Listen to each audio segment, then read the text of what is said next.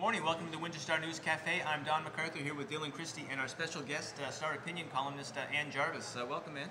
Thank you for having me. Okay. A great column in today was elevated from A3 onto page A1, the front page. You went door to door with Al Magny. I did.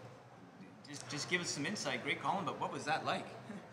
Well, it was really interesting. What I wanted to know was, what do voters think? Do they remember? After all, it was 3 years ago. Do they care? Some people are immersed in other issues, taxes and junkyards on their street and that sort of thing. What was really most interesting was the way he handled it. I mean, he took his lumps, for one thing. You have to give the guy credit. He went to doors where he knew he was not going to be received well. And I remember walking up to one house, and then he sort of said under his breath to me, "This guy hates my guts. I'm just warning you." But he knocks anyway. And he knocks anyway. You got to give the guy credit.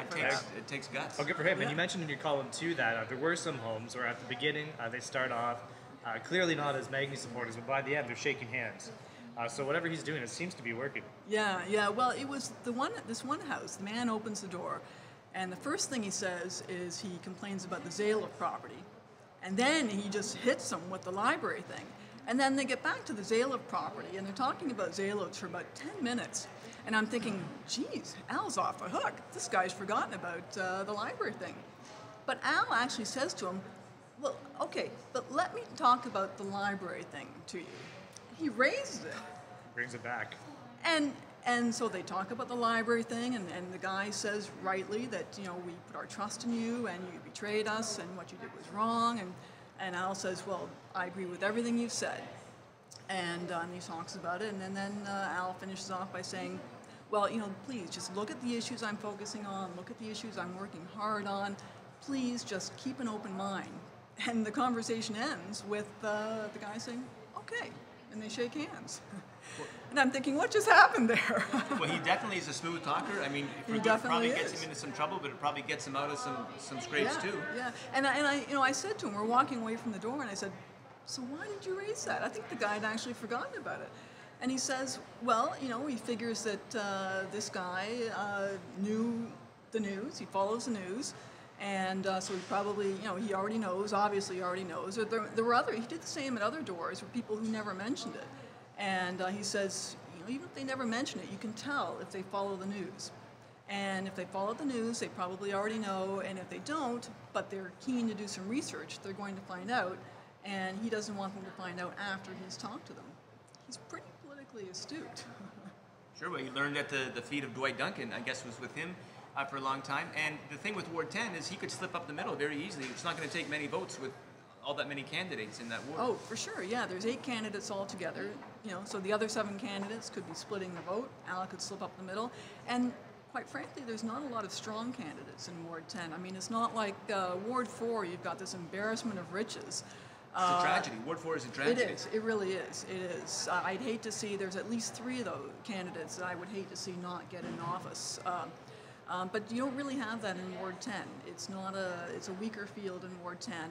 And, some people think that Al is obviously, he's young, he's full of ideas, he's very energetic, he took on the hum, and some people are willing to give him a second chance. So I think it's kind of a fascinating question of, trust and betrayal and, a very promising career.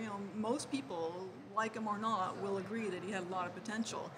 And so what happens now? Does he get a second chance or not? Okay.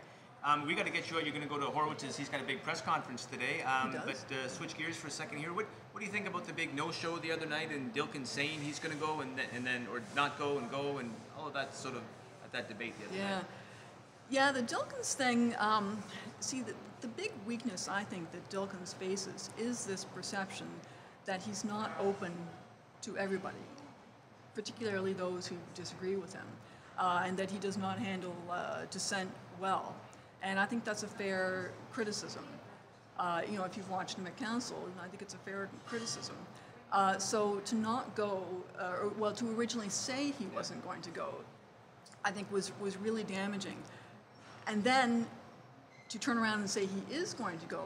I mean, that tweet, now that I know there's a fair moderator. It was always Kristy. Yeah, was it there, never right? changed. Yeah, but the thing is, it's kind of insulting too. This is the university with the University Federation Women's Group. Yeah. And that's really insulting to their organization, to just Like that planning tweet. some sort of sneak attack on him. Or Yeah, something. yeah.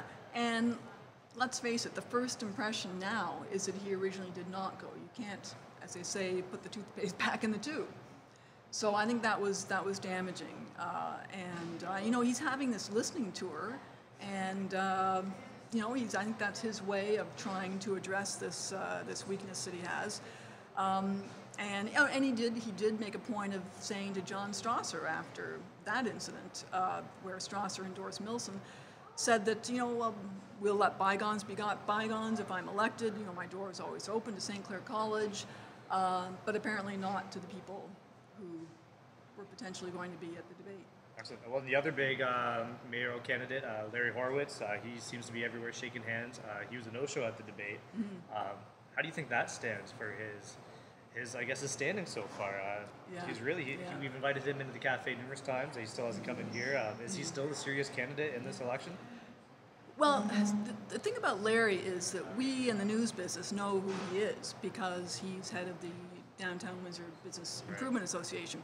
But I don't think outside of that, I think a lot of people probably don't know who he is. Not like they know Milson or Drew Dilkins. Right. So I think Larry's biggest challenge, and you know, he has made a very impressive effort this election.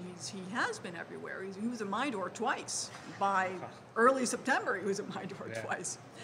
And he's been all over this city. He's at all kinds of events. He's got all kinds of signs.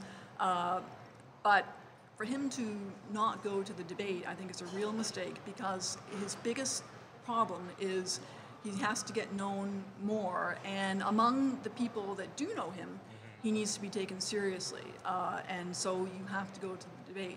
Now, I think probably the reason he did not go, plus you can't agree to go and then back out saying you had a prior commitment because clearly you didn't because you already agreed to go. I think probably the reason he did not go is he is really challenged when it comes to public speaking. The last announcement I went to just a couple of weeks ago, he actually read his press release. No. And not very well, I have to say. It was very stilted. It was kind of painful. And so he needs to get in front of a camera to prepare for this debate. He needs to practice. He needs to look at a tape. He needs to have some sort of coach who can go over it with him. And that's probably why he didn't show up the other night. And as well as handlers too, I've heard when you start asking them questions in the scrum, they say, okay, it's time to go, and reporters are still asking questions and they're sort of hauling them away, which is, again, that's fairly bad optics. Yeah, they cut off the questions. I mean, your biggest challenge as a candidate in any election is to get your message out. And so here you've invited all the media out, and they've all shown up, and you have the podium to yourself. You don't have to share it with anybody else like you do in a debate. And he cuts off the questions. That doesn't make any sense at all. Okay, take her advice, Larry. She's going to come to your press conference right now. Anne, thank you for joining us. This has been great. Don't be a stranger. We're at the Windsor Star News Cafe.